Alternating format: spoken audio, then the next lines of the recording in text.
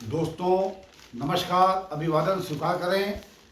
दैनिक लोक सदन के एडिटोरियल पेज पर मैं एडिटर सुरेश चंद्र जोहरा आपका स्वागत अभिनंदन करता हूं।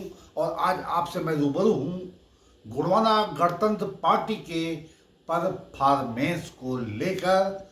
जी हां, हम जानते हैं कि छत्तीसगढ़ में 11 सीटों पर पहली दफा गोंडवाना गणतंत्र पार्टी संस्थापक दादा हीरा सिंह मरकाम, वर्तमान अध्यक्ष तुलेश्वर सिंह मरकाम ने जब 11 प्रत्याशी छत्तीसगढ़ के 11 लोकसभा सीटों पर उतारे थे, तो छत्तीसगढ़ की राजनीति में जो एक धमक पैदा हुई थी वह अपने आप में अत्यंत महत्वपूर्ण और रेखांकित करने वाली थी।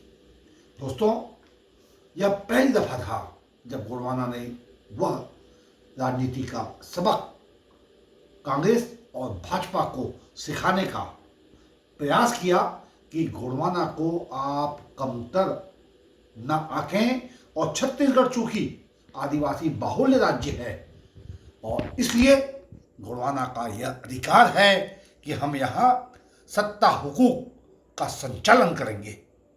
खैर, यह बात तो है, मगर अब आज की तारीख में 4 जून 2024 को हम जब पलट कर देखते हैं तो सारी आवाम को यह पता चल चुका है कि छत्तीसगढ़ में 10 सीटों पर भारतीय जनता पार्टी को बढ़त मिल चुकी है, जीत हासिल हो चुकी है। और मात्र एक सीट कहने मात्र के लिए कोरबा लोकसभा से ज्योत्सना महंत संसद में पहुंचेगी, शपथ लेगी। मगर जहां तक गोंडवाना की बात है, उन्होंने जो छत्तीसगढ़ में जो अपना परफॉर्मेंस दिखाया है वह अत्यंत महत्वपूर्ण है। दोस्तों, आप देखिए, मैं आपको बताता हूं।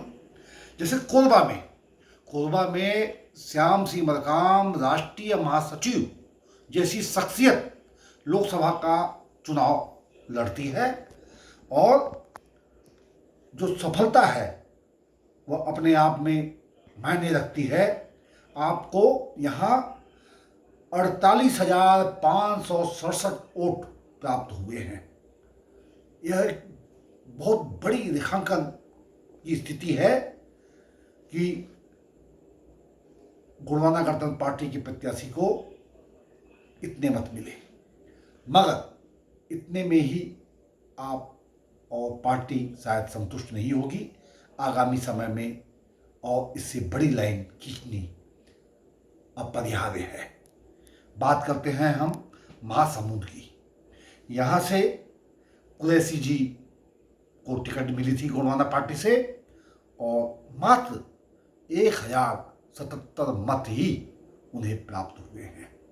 महासमुंद जैसे जहाँ इतना आदिवासी बाहुल्य अंचल माना जाता है, यह एक सोचनीय विषय है कि इतने कम वोट।